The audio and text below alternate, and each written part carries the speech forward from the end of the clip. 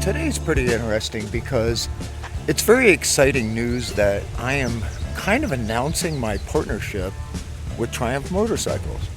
I'm going to be taking this Speedmaster on the Distinguished Gentleman's Ride next weekend, and I'm an ambassador for that ride. I've been on it 4, 5, 6 times, something like that, that many years in a row.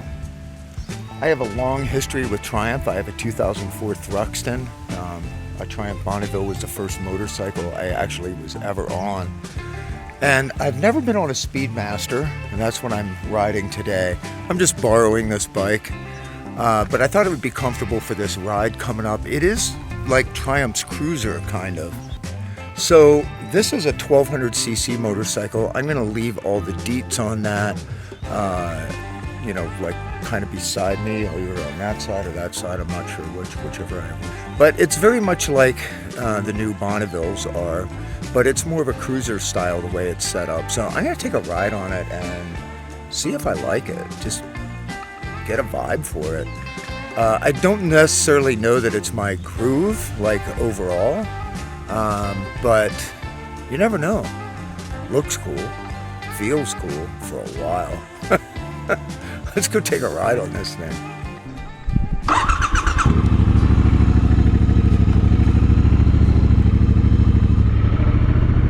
Well, smooth. That's the first word I'm thinking of. Holy smokes, it's smooth. Feels like I'm gliding. Wow, what a nice running bike. I gotta tell you, it almost feels like a little bit like a bobber, because you're feeling like you're sitting up on top of it, yet it has like cruiser overtones to it, if that makes any sense at all. And I don't know if it does.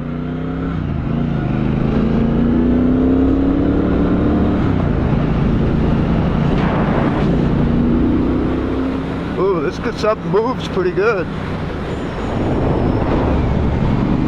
And the motor sounds good. 1200cc motor, parallel twin. It is fuel injection.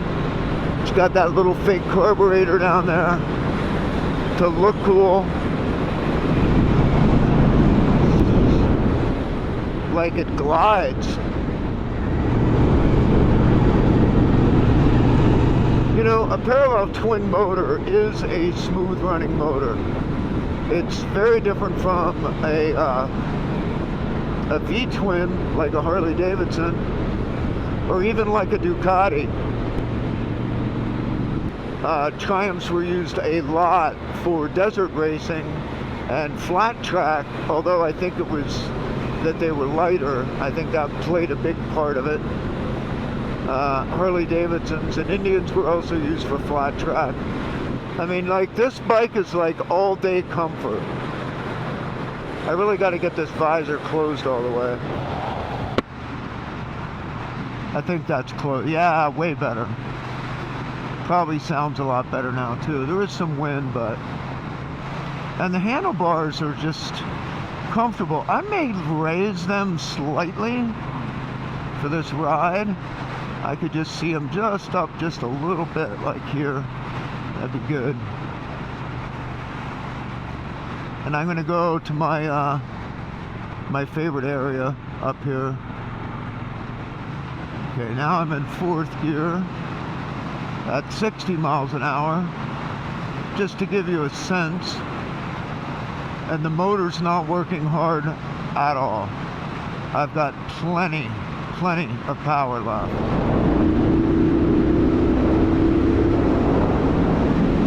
And I just hit 80 miles an hour in 4th gear without even trying. And I feel like if I was in 5th gear, it'd be too much.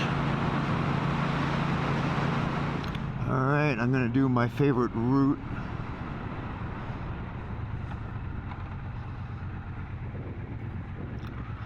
Feet down, please.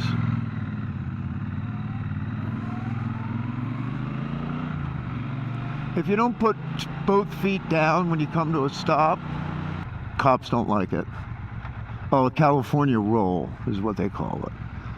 Because you didn't come to a complete stop and put both feet down. There's a lot of cops around here because there's a lot of trucks. So it's kind of heavily monitored right there. Chills out up here a little bit. I don't know if this is self-canceling turn signals. I'm about to find out.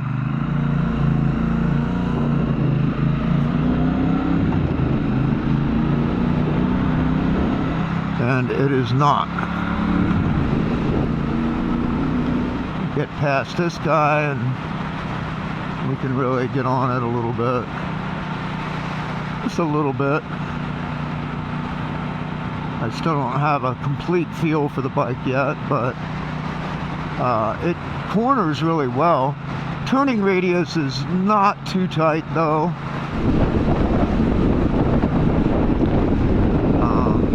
But again, it is considered a cruiser. I can pass this guy as soon as I see what's after this curve. Hitting some bumps. I'm still not going to do it yet. A little bouncy right there.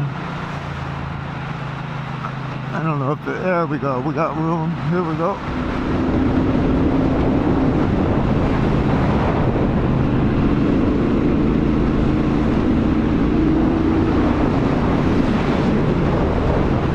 So once you get moving, the reason I don't like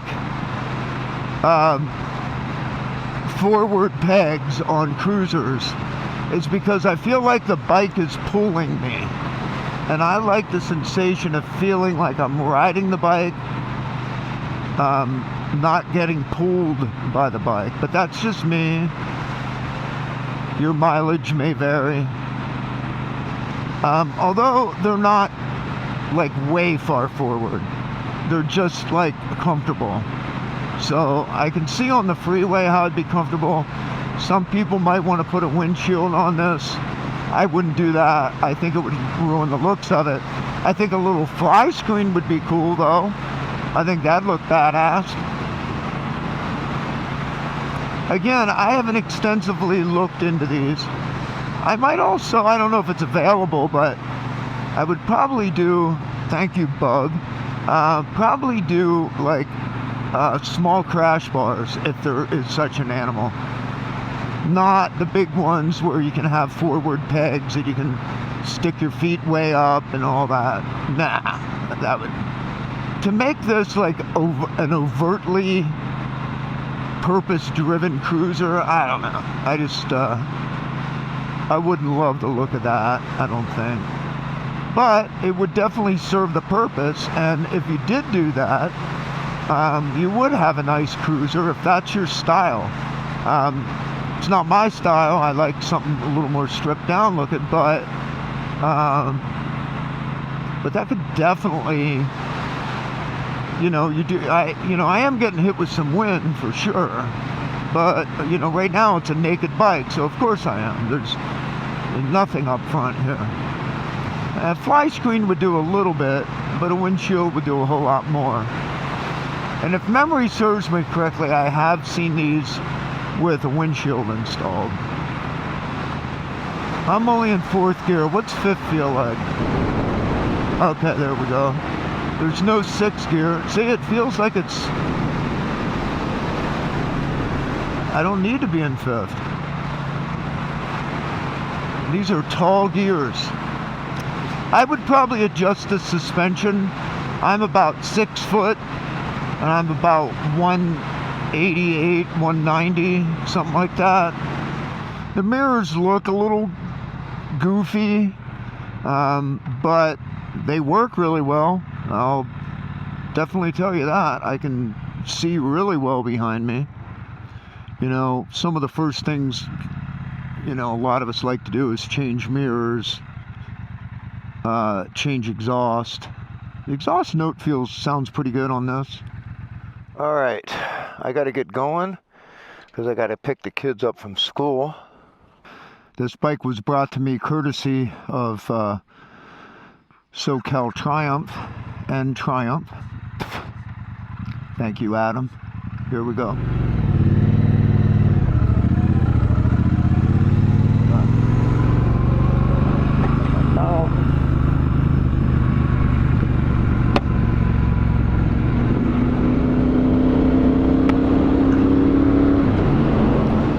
fun bike, damn. Like, you can go riding all day on this bike and it's fun.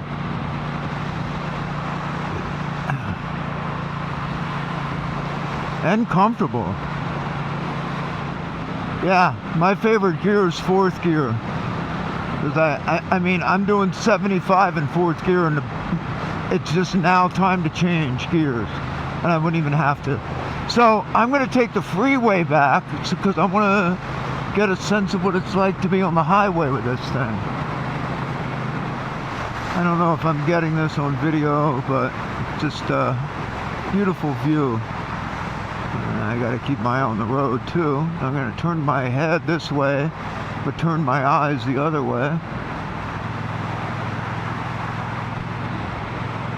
for a second. So I'm in 5th gear and I'm just cruising.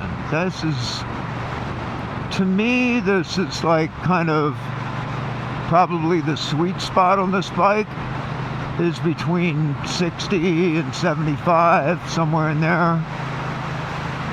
And it's where you can just kind of cruise. I feel like once you get above that, I feel like I'm really holding on to the bike more. And then that's kind of thrilling in its own way, but you're no longer relaxed. And at that point, I would love it if my feet were back more and I was in a more neutral position. But again, that's me. There's some people that go really fast on cruisers, and this, I call it the lounge chair position. Although, again, this is a mild lounge chair position. This is not, full stretched out, like, Harley cruiser kind of thing. It's more right in the middle there, kind of hits a more sweet spot. And a lot of people go, well, I don't want to sit forward because doing that all day will bother me. Actually, sitting back all day will bother you because you're forcing your body to your back to be erect, and then when the wind blows on it too, it makes it harder. Now, you can mitigate that with a windshield, but it's still going to be there. So maybe this middle ground is really, really the sweet spot. Motor sounds great. Totally stock pipe. Sounds awesome.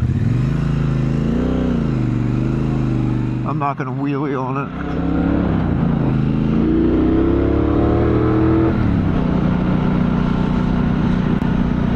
I want to see how it pulls out on the freeway.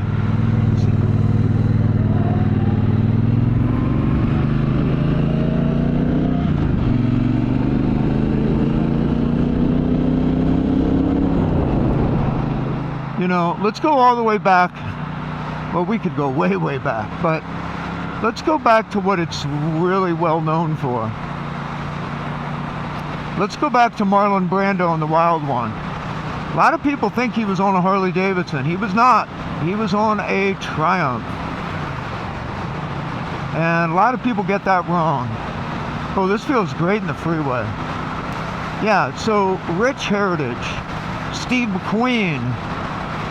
Lots of his stuff was done on Triumphs. I mean, Triumphs were the preferred desert racer back in that era, early 60s.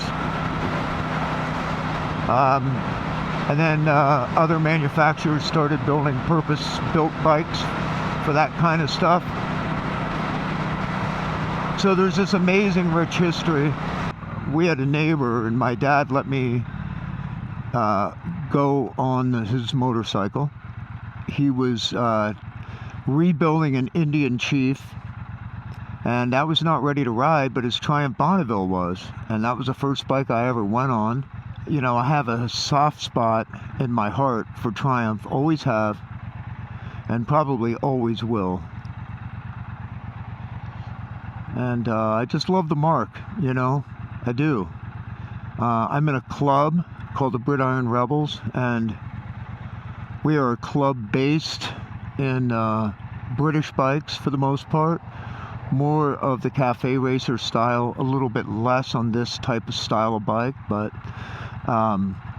it's more about the attitude and how you ride the bike and how you modify it and all that kind of stuff. I'm a founding member of that club. We've been around for a long time. We're a riding club. We're not an outlaw club. Although there's a few of us that are probably outlaws. One of my biggest problems is I just love motorcycles. I am a motorcycle evangelist. My goal is to go to the four corners of the world and preach the gospel of motorcycle riding. Future motorcyclists right here. That's what they are. Alright, let's get on it.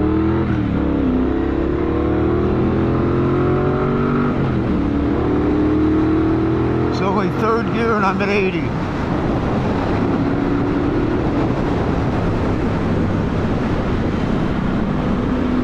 Oh, that cool air feels amazing. This will conclude my first time ride on the Triumph Speedmaster. You have not seen the end of this bike. I'll be riding on the Distinguished Gentleman's Ride.